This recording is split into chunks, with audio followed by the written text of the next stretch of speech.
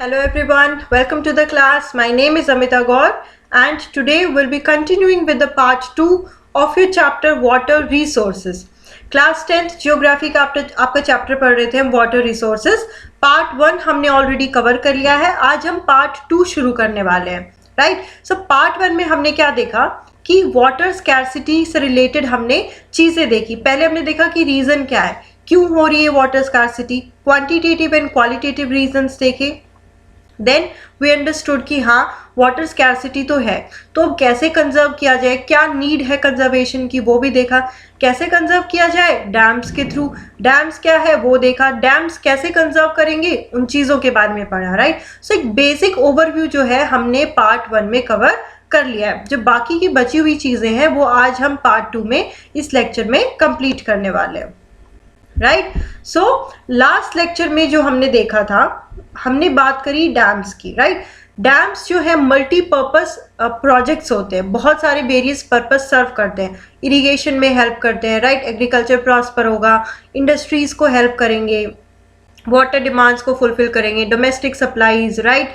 there are so many things, recreation, inland navigation, there are lot of things, lot of purpose जो है dam सर्व करते हैं. लेकिन तब भी ये जो मल्टीपर्पस प्रोजेक्ट है इनका बहुत ज़्यादा विरोध हो रहा है. क्यों हो रहा है ना. सोचने वाली बात है कि अरे इतना मल्टीपर्पस काम कर रहे हैं डैम्स, तो इतनी अच्छी अच्छी चीज़ें हैं, सारे पॉजिटिव पॉइंट्स है, इकोनॉमी बढ़ रही है हमारी, तो आखिर इसका पोजिशन क्यों हो रहा है, क्यों कर रहे हैं लोग इसका विरोध. राइट. तो वो चीज़ अभी हम पढ़ने वाले हैं. So regulating and damming of rivers affect the natural flow, causing poor sediment flow and excessive sedimentation at the bottom of reservoir, resulting in rockier stream beds and poor habitats for river aquatic life. मैं इस चीज़ को समझाती हूँ आपको. अब जैसे मानो कि हमने ये जो है ये डैम कंस्ट्रक्ट किया है. Right. This is the river, यहाँ से पूरी ये जो है रिवर आ रही थी, हमने इस डैम को यहाँ पे कंस्ट्रक्ट कर दिया. अब यहाँ पे होगा क्या, पानी जो है हम यहाँ पे रोक के रखेंगे, पानी रोक के रखेंगे. अब ऐसा तो है नहीं कि पानी अकेले आता है, पानी अपने साथ सेडिमेंट्स को लेकर आता है, सैंड, सिल्ट, पत्थर, बोल्डर सब अपने साथ जो है पानी कैरी करता है. अब अगर हम डैम से पहले पानी को रोक रहे हैं ना, रिजर्वायर में हम पानी को स्टोर कर रहे हैं, तो पहली चीज़ तो ये कि जो पानी के साथ सेडिमेंट्स थे वो डिपॉजिट हो जाएंगे, है ना, डिपॉजिट होके बॉटम में चले जाएंगे बिल्कुल. राइट. उससे क्या होगा, जब हम गेट्स ओपन करेंगे तो ये सिर्फ पानी ही फ्लो करेगा, सेडिमेंट्स नहीं जाएंगे, है ना. बहुत बार हम देखते हैं कि डैम्स की जो क्लीनिंग हो रही है, सेडिमेंट्स जो है हटाए जाते हैं वहाँ से. क्यों, क्योंकि सेडिमेंट्स मान लो डिपॉजिट हो गए तो नेक्स्ट टाइम जो है पानी का लेवल कम जाएगा. अब जैसे मान लो कि आप एक बाल्टी है ना, बाल्टी है, उसकी कैपेसिटी 40 लीटर है. अब उसमें आपने मिट्टी भी डाल दी, नेक्स्ट टाइम आप उसको फिल करोगे तो उसकी कैपेसिटी 39 लीटर्स हो जाएगी. सिमिलरली डैम में भी यही है कि सेडिमेंट डिपॉजिट होने की वजह से नेक्स्ट टाइम जो है पानी कम जाएगा, है ना. और जो इस रीजन में अब जो पानी जाएगा, इस वाले रीजन में जो डैम से आप खोल के जो पानी भेजोगे आगे, उससे क्या होगा कि बिल्कुल रॉकी सरफेस होगा, वहाँ पे रॉकियर स्टीम बेड्स होंगे. अब जो एक्वेटिक स्पीशीज़ हैं, जो एक्वेटिक लाइफ, पूरा मरीन लाइफ है, वो वहाँ पे सर्वाइव नहीं कर सकते. क्यों, क्योंकि उनको एक प्रॉपर उनका एक्वेटिक इकोसिस्टम चाहिए सर्वाइव करने के लिए. राइट. तो इनका हैबिटाट नष्ट हो रहा है, इकोलॉजिकल डिसबैलेंस आ रहा है. राइट. एक्वेटिक लाइफ को नुकसान हो रहा है, प्लस एक्सेसिव सेडिमेंटेशन जमा हो रहा है बॉटम पे. सो ये जो रीजंस है, पुअर हैबिटाट हो रहा है रिवर्स में, these are few reasons. Also dams fragment rivers, making it difficult for aquatic fauna to migrate, especially for spawning. अब जो डैम्स है, अब मान लो डैम का कुछ पानी हमने हाइड्रो इलेक्ट्रिसिटी के लिए भेज दिया, कुछ जो है इरिगेशन के लिए भेज दिया, तो डैम क्या करेगा, रिवर को फ्रैगमेंट कर रहा है. राइट. रिवर एक स्ट्रीम यहाँ पे भेज देगा एंड दूसरी स्ट्रीम जो है दूसरे डायरेक्शन में. सो जो फिशेज है, जो स्पेशली स्पॉनिंग क्या है, it is a method of laying eggs, है ना, अंडे देते हैं वो रिप्रोडक्शन के लिए. सो बेसिकली एक्वेटिक फौना के लिए ये चीज़ें मुश्किल हो जाएंगी. सो दिस इज अनदर रीज़न. अब अगर मरीन एक्वेटिक फौना जो है उनके लिए प्रॉब्लम्स आ रही हैं, so it is again creating a ecological imbalance. Also, the reservoirs that are created on the floodplain also submerge the existing vegetation and soil, leading to its decomposition over a period of time. जो वहाँ पे soil है वो बहुत ज़्यादा खराब हो जाएगी, है ना. जो और जो रिजर्वायर्स क्रिएट हो रहे हैं वो एग्जिस्टिंग वेजिटेशन को बिल्कुल सबमर्ज कर देता है. इसके अलावा एक बहुत बड़ा रीज़न जो है वो है एनवायरमेंटल कंसर्न। इसको हम एक एग्जाम्पल के थ्रू पढ़ते हैं। सरदार सरोवर डैम जो है it is on Narmada river, right. आज से लगभग शायद 20-30 साल पहले बहुत मैसिव प्रोटेस्ट हुआ था इस डैम को लेकर। सरदार सरोवर डैम जो है नर्मदा रिवर गुजरात में है, right. This is one of the largest water resource projects of India covering 4 state. 4 state के लिए ये बहुत इंपॉर्टेंट वाटर रिसोर्स की तरह एक्ट करता है, Maharashtra, MP, Gujarat and Rajasthan. Sardar Sarovar project would meet the requirements of water in drought prone and desert areas of Gujarat and Rajasthan. जो गुजरात और राजस्थान का ड्रॉट प्रोन एरिया है वहाँ पे ये लोगों की ज़रूरतों को मीट कर सकता है। तो अब आपको देख के लग रहा हो कि ये तो बड़ी अच्छी चीज़ है, बहुत अच्छी अच्छी बातें बताई हैं। तो अब हम देखते हैं कि हुआ क्या। Multi-purpose projects and large dams have also been the cause of many new environmental movements. Environmental concerns जो है बहुत associated है। अगर आप न्यूज़ पढ़ते हो तो आप ये देख रहे होगे कि पिछले 1 साल से एक न्यूज़ जो है, जैसे जो 4 धाम प्रोजेक्ट है उसको लेकर एक न्यूज़ है, राइट, कि एनवायरमेंटलिस्ट जो एक्टिविस्ट है उनका कहना है कि आप ये कंस्ट्रक्ट मत करो, इससे एनवायरमेंटल जो है प्रॉब्लम्स बढ़ेंगी, डिग्रेडेशन ज़्यादा होगा। सो ये क्यों हो रहा है? इसका रीज़न है कि देखो, पहली चीज़ तो ये है कि अब मान लो डैम कंस्ट्रक्ट होगा, जैसे अगर हम नर्मदा पे जो सरदार सरोवर डैम हो उसकी बात करें तो वहाँ पे जो ट्राइबल कम्युनिटी थी, जो लोग वहाँ पे रह रहे थे, उनको वहाँ से डिस्प्लेस कर दिया गया। अब उनके लिए वो फॉरेस्ट ही उनका घर था, है ना, वहाँ पे उनका जीवन व्यापन, उनका लाइवलीहुड वहाँ से चल रहा था। तो पहली चीज़ तो ये कि लोकल जो कम्युनिटी थी लोगों को वहाँ से हटा दिया गया। दूसरा ये कि फॉरेस्ट क्लियर करने पड़े। अगर आप जंगल इसी तरीके से क्लियर करते रहे तो इससे एनवायरमेंटल बहुत ज़्यादा डिग्रेडेशन होगा, एनवायरमेंट को बहुत ज़्यादा नुकसान पहुंचेगा, right. So there were many like environmental movements like Narmada Bachao Andolan, Tehri dam Andolan, right. So resistance to these projects has primarily been due to the large scale displacement of local community. अब dam बनाना है, जंगल वहाँ से क्लियर करो, पेड़ काटो, वहाँ पे जो लोग रह रहे हैं उनको भी हटाना पड़ेगा, right. So local people often had to give up their land, livelihood and their mere access and control over resources for the greater good of nation. अब जो लोग हैं वहाँ पे, चलो उन्हें खुशी खुशी जो है अपनी ज़मीन दे दी। किसके लिए दी? किसके लिए दे रहे हैं? वो तो नेशन के लिए दे रहे हैं कि हमारा पूरा का पूरा जो नेशन है उसकी इकॉनमी बढ़ेगी। लेकिन उनको क्या मिला बदले में? उनको इस प्रोजेक्ट से कोई जो है फ़ायदा नहीं मिला, उल्टा उनको वहाँ से हटा दिया गया। उन्होंने बहुत खुशी खुशी चलो अपनी ज़मीन दे दी, लेकिन उनके लाइवलीहुड के साधन जो है वो छिन गए। And they gave there land for the greater good of nation, लेकिन उनको बदले में कोई बेनिफिट्स नहीं मिले। परहैप्स जो वहाँ पे लैंड ओनर हैं, लार्ज फार्मर हैं, जो इंडस्ट्रियलिस्ट हैं, अर्बन जो वहाँ पे कमर्शियल सेंटर्स डेवलप होने, उनको ज़्यादा फ़ायदा मिला, राइट। सो जो लोकल कम्युनिटी डिस्प्लेस हुई, दे वर नॉट बेनिफिटेड। जैसे नर्मदा बचाओ आंदोलन और save Narmada movement is an NGO that mobilize tribal farmers, people, environmentalist and human right activist against the Sardar Sarovar dam being built across the Narmada River. So it originally focused on environmental issues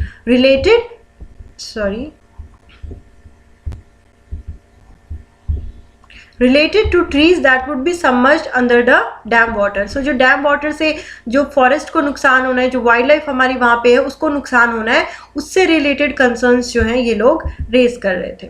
So people felt that their suffering would not be in vain, accepted the trauma of displacement, believing in the promise of irrigated fields and plentiful harvest. जो लोग वहाँ पे थे, local community, तो उन्होंने बाद में ये सोचा कि क्या हम ही हैं जो पूरे के पूरे नेशन के लिए सैक्रिफाइस देंगे, right. So there were many painful stories also. So ये कुछ डिसएडवांटेजेस हैं, राइट। सेकंड ये है कि irrigation has also change the cropping pattern of many regions with farmer shifting to water intensive and commercial crops.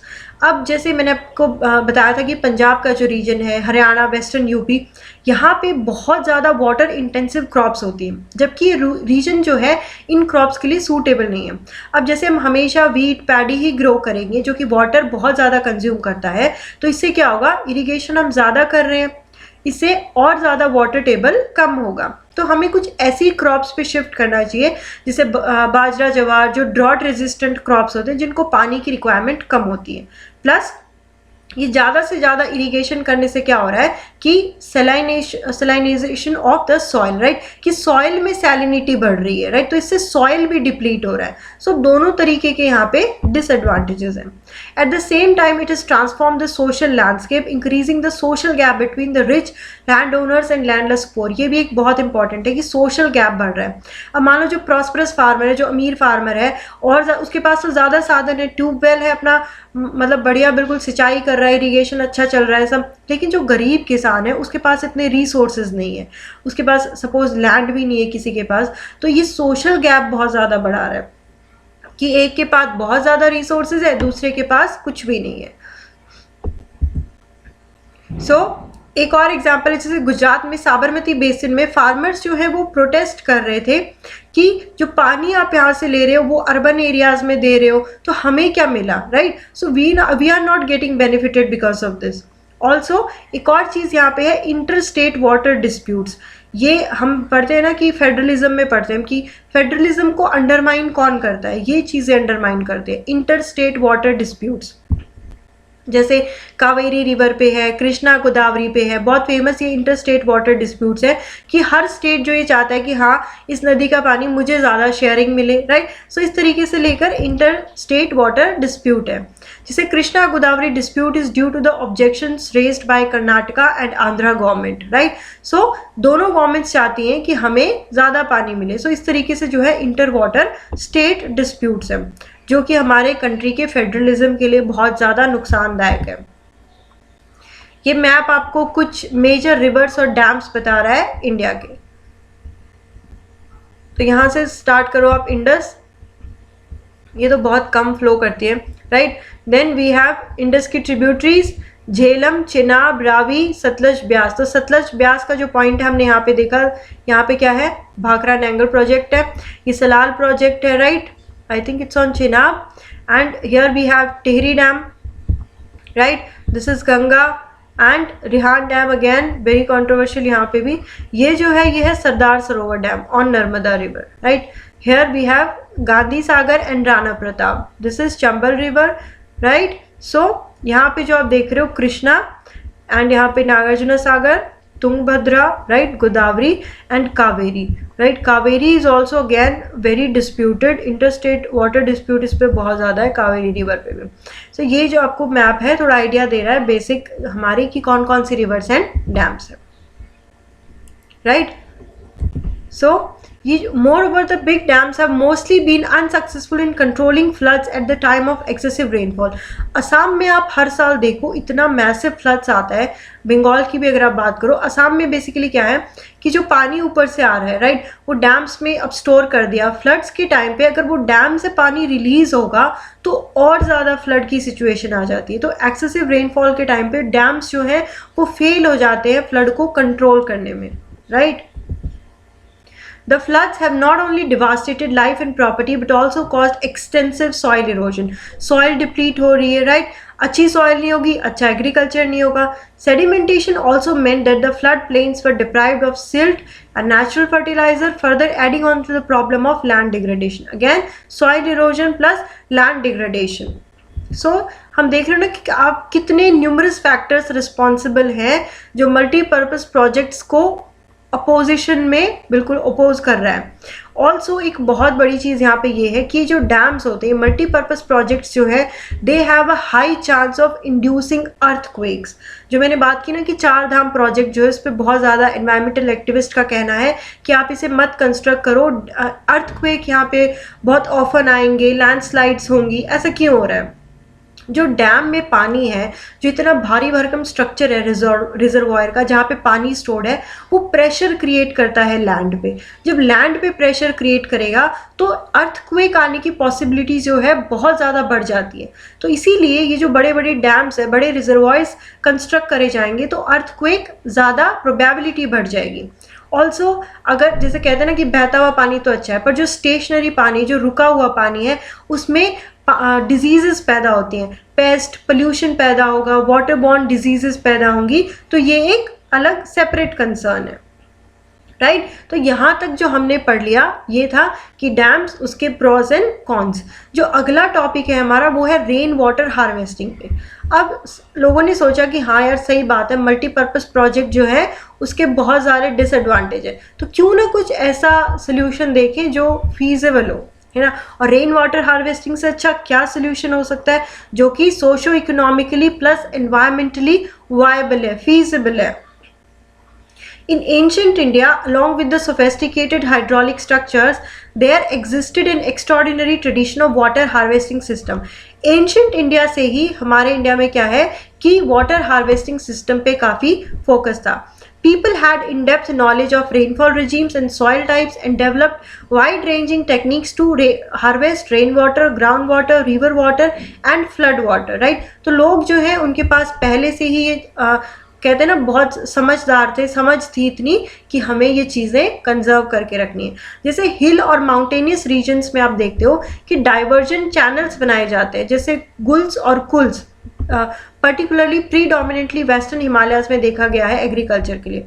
अब basically इसमें क्या होता है मैं आपको एक्सप्लेन करूँगी। जैसे माउंटेन जो रीजन है, सपोज ये हमारा माउंटेन है ऐसा, राइट। तो ये वाला जो रीजन है इसको अगर हम थोड़ा ऐसा कर दें और यहाँ पे हम पानी स्टोर कर लें, राइट। सो ये वाले रीजन को हम कुछ ऐसा कर देते हैं एंड पानी स्टोर करते हैं यहाँ पे, and that is used for irrigation.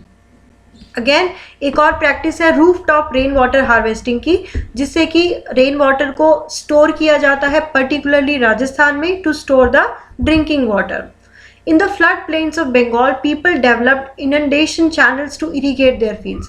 ये एक और अच्छा तरीका था बंगाल में जो फ्लड प्लेन्स है। अब बंगाल रीजन आप देखो कि वहाँ तो बारिश अच्छी है, तो उनको क्या ज़रूरत है, उनको ज़रूरत ये है कि अब मानो फ्लड प्लेन्स की अगर आप बात करो, ये जो है ये रिवर का नेचुरल कोर्स है ना, फ्लड प्लेन्स में ये इतनी एक्सटेंड हो जाती है, राइट। सो ये जब इतनी एक्सटेंड हुई तो लोगों ने क्या किया कि यहाँ पे इसको और थोड़ा गड्ढा खोद दिया है ना, थोड़ा और डीप कर दिया ताकि यहाँ पे पानी ज़्यादा स्टोर रहे, क्योंकि जब ये वापस श्रिंक हो जाएगी तो ये अपने नेचुरल कोर्स में आ जाएगी यहाँ पे। लेकिन यहाँ जो इन्होंने थोड़ा गड्ढा हल्का नीचे डीप कर दिया तो यहाँ पे पानी स्टोर्ड रहेगा एंड इससे बाद में इरिगेशन के लिए यूज़ हो सकता है, right. In arid and semi-arid regions, agricultural fields were converted into rain-fed storage structures that allowed water to stand and moisten the soil, like the khadins in Jaisalmer and johats in other parts of Rajasthan. Basically, जैसे अब मानो कि आपकी land है, right. सो ये आपकी land है, यहाँ पे बेसिकली एक जैसे पिलर जैसा आप कुछ बना दो, यहाँ पे बंद बना दो, बेसिकली बंद बोलते हैं इसको। तो यहाँ पे जब पानी स्टोर होगा, सपोज इतने टाइम पे ये पानी स्टोर हुआ, थोड़े टाइम बाद वो क्या करेगा, ये जो सॉइल है इसके नीचे अंदर पेनिट्रेट करने लगेगा। ये पानी जब अंदर पेनिट्रेट करने लगेगा सॉइल में, तो सॉइल जो है उसमें मॉइस्चर आएगा, राइट। तो इस तरीके की प्रैक्टिसेस की जाती है, जिसको खादिन बोला जैसलमेर में एंड जोहात बोला in other parts of Rajasthan. So agriculture जो फील्ड है उसमें पानी जब स्टोर होगा, मॉइस्चर आएगा, तो बेटर एग्रीकल्चर प्रैक्टिस हो सकता है।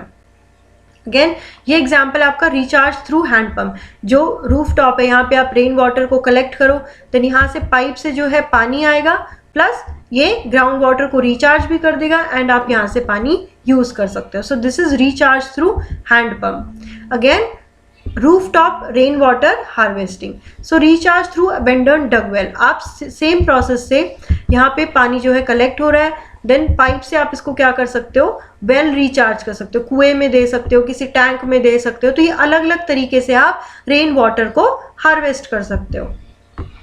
Rooftop rain water is collected using a PVC pipe, जैसे आपने देखा पाइप के थ्रू जो है ये रेन वाटर को कलेक्ट किया जाएगा, फिल्टर किया जाएगा using sand and bricks, and then underground pipe takes water to sump up for immediate usage. Immediate usage है उसके लिए आप अंडरग्राउंड पाइप से निकाल लो, जो एक्सेस पानी है वो आप वेल को दे दो, water from the well recharges the underground. तो इससे क्या हो रहा है, ग्राउंड वाटर भी रिचार्ज हो रहा है और बाद में जब आपको ज़रूरत है तो उस कुएं से पानी आप निकाल सकते हो। तो इस तरीके से स्टोरेज का काम करेगा ये आपके लिए कि जब आपको ज़रूरत है आप पानी वहाँ से निकाल सकते हो। In the semi-arid and arid regions of Rajasthan, particularly in Bikaner, Phalodi and Barmer, almost all the houses traditionally had underground tanks or tankas for storing drinking water. Ancient time पे क्या होता था, particularly राजस्थान में जो बीकानेर, फालोदी और बाड़मेर वाला region है, वहाँ पे हाउसेस के साथ साथ एक अंडरग्राउंड टैंक या फिर टंका बोलते थे उसको, वो बना के रखते थे वो स्पेशली, क्यों, ताकि उसमें जो है पानी ड्रिंकिंग वाटर को स्टोर करके रख सकें। अब ये जो टंका बनाते थे ये एक बड़े रूम जितना भी, मतलब इतना बड़ा भी हो सकता है। अब जैसे यहाँ पे आप देख रहे हो ये घर है, ये जो पाइप है, राइट, ये पाइप से क्या है, यहाँ पानी आया एंड ये टंका बना के रखा, इस टंके में स्टोर कर लिया, right. So rain falling on roof top would travel down to the pipe. जो बारिश गिर रही है, राइट, यहाँ पे आप देखो कि बारिश जो गिर रही है वहाँ से ये पाइप जो है पानी को लेकर आएगी एंड इस टंके में स्टोर कर लेगी। तो पहली जब बारिश आती है उसको नहीं इस पाइप से अंदर लाया जाता था टंके में, क्यों? क्योंकि पहली बारिश जो है जनरली क्लीन कर देगी पूरा का पूरा, है ना, जो डस्ट है या बाकी चीज़ें उससे क्लीनिंग हो जाएगी। सो नेक्स्ट स्पेल जो बारिश होती थी वहाँ से ये लेकर आया जाता था। सो रेन वाटर इस तरह से टंके में स्टोर कर लेते थे and this was an extremely reliable source of drinking water. जब सारी की सारी चीज़ें सूख गई हैं नदी तालाब समर्स में, तो इस पानी को यूज़ करते थे। रेन वाटर को पार्लर पानी भी बोलते हैं इन एरियाज में and this is considered as purest form of natural water. So right, एंड इसके साथ साथ क्या करते थे कि ये जैसे टंका यहाँ पे बनाया है, टंके के साथ साथ एक एडिशनल रूम भी यहाँ पे बना लो। तो जब जितनी ज़्यादा गर्मी है, टंके के पास वाला रूम जो है बिल्कुल ठंडा ठंडा कूल वाली फीलिंग देगा। सो मल्टीपर्पज सर्व हो रहा है कि गर्मी से भी बचाव हो रहा है प्लस पानी भी मिल रहा है पीने को, राइट। सो सम इम्पॉर्टेंट फैक्ट्स कि roof top rain water harvesting is most common practice in Shillong, Meghalaya. अब शिलोंग की आप लोकेशन देखो तो ये चेरापूंजी और मौसिनराम जहाँ पे वर्ल्ड की सबसे ज़्यादा बारिश होती है, वहाँ से ये सिर्फ 55 किलोमीटर दूर है। अच्छी खासी बारिश होती है, तो इनको क्या ज़रूरत है roof top rain water harvesting की, बट ये एक एंशिएंट कॉमन प्रैक्टिस है, वहाँ पे लोग जो है रेन वाटर हार्वेस्ट करते हैं, राइट। सो कैपिटल शिलोंग जो है यहाँ पे एक्यूट शॉर्टेज है पानी की। हालांकि ये 55 किलोमीटर दूर है चेरापूंजी से। चेरापूंजी आप देखो कितना ज़्यादा पूरा वेटिएस्ट प्लेस है वर्ल्ड में, but still the capital city faces the acute shortage of water. Nearly every household in the city has a rooftop rainwater harvesting structure.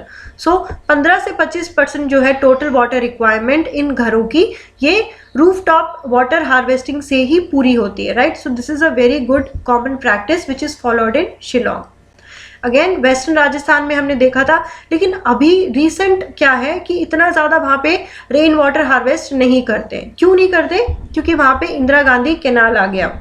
जब से कैनाल आया है तब से जो पानी की प्रॉब्लम्स है काफ़ी हद तक मिट गई हैं। सो कुछ घरों में हालांकि अभी भी टंका सिस्टम है, बट मोस्टली जो है ये डिक्लाइन पे है, राइट। सो एक और एग्जाम्पल है गेंडातुर का, a remote backward village in Mysore Karnataka. Villagers have installed in their households rooftop rainwater harvesting system to meet their water needs. एक अच्छा एग्जाम्पल है ये, मैसूर में ये गांव है गेंडातुर, जहाँ पे लगभग जो 200 घर हैं उन्होंने रेन वाटर हार्वेस्टिंग सिस्टम को इंस्टॉल किया हुआ है। एंड इस विलेज को एक रेयर डिस्टिंक्शन मिला है of being rich in rain water. क्यों? क्योंकि यहाँ पे मैक्सिमम सभी के सभी घर जो है उन्होंने रेन वाटर सिस्टम को इंस्टॉल किया हुआ है। हालांकि एनुअल प्रेसिपिटेशन यहाँ पे कम है, लेकिन सारे के सारे घर जो है मिलकर रेन वाटर को हार्वेस्ट कर रहे हैं। So every house can collect and use about 50,000 litres of water annually. तो 200 घरों से लगभग आप देखो कि net amount of rain water harvested annually amounts to 1 lakh litre. So इतना आप कहते हैं ना कि इंडिविजुअल के लेवल पे अगर आप शुरुआत करो, छोटी सी शुरुआत जो है बहुत बड़ा चेंज ला सकती है। सो यहाँ पे मेयरली 200 हाउस होल्ड्स है, लेकिन कितना आप देखो ये वाटर को कंजर्व कर रहे हैं, right. So it is a very very good, मतलब वर्दी स्टेप है। सो जैसे हमने ये एग्जाम्पल देखा था थार में, वेस्टर्न जो बाड़मेर वाला रीजन है, फालोदी वाला रीजन है, they use this taanka system. Also Tamil Nadu is the first state in India which has made roof top rain water harvesting structure compulsory to all the houses. मतलब वहाँ पे लॉ पास किया, लीगल प्रोविजन बना दिए कि जब आप नया घर बना रहे हो तो roof top rain water harvesting structure आपको कंपल्सरी जो है अपने घर में लगाना ही पड़ेगा। right?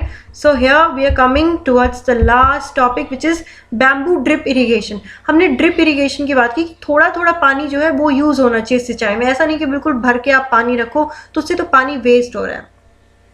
तो एक इनिशियल एंशिएंट प्रैक्टिस थी ये हमारी, मेघालय में लगभग 200 साल पुराना सिस्टम है ये टैपिंग का, एंड इसमें हम बैम्बू पाइप्स यूज करते हैं। अब बैम्बू पाइप्स आप देखो, बैम्बू कैसा होता है, राइट? सो बैम्बू को अगर आप आधा काट दो तो उसका स्ट्रक्चर कैसा होगा, कुछ ऐसा सा होगा, राइट? यहाँ पे जो दिखा रखा है सॉरी, राइट? कुछ ऐसा सा स्ट्रक्चर होगा अगर आप बैम्बू को आधा काट दो। तो यहाँ से क्या है कि पानी को ले जाया जाता था। About 18-20 litres of water enters the bamboo pipe, gets transported over hundreds of meters and finally reduces to 20 to 80 drops per minute at the site of plant. तो हालांकि आप 18 से 20 लीटर जो है पानी जैसे इस पाइप में आप दे रहे हो, लेकिन अंत तक आते आते यहाँ पे जो है ड्रॉप से पानी गिरेगा प्लांट में, राइट? सो ड्रॉप से पानी गिरा मतलब ड्रिप इरिगेशन टाइप ऑफ हो रहा है यहाँ पे। ऑल्सो इस तरीके से चैनल सेक्शन बनाएंगे कि इस तरीके से पानी आएगा, है ना? ये जो है हाफ बैम्बू को काटा जाता था। So the channel sections made of bamboo divert water to the plant side which is distributed into branches, again made and laid out with different form of bamboo pipe. तो इस तरीके से bamboo pipes बनाई जाती थी, अलग अलग उसके चैनल्स बनाए जाते थे, एंड इस तरीके से पानी के फ्लो को कंट्रोल किया जाता था।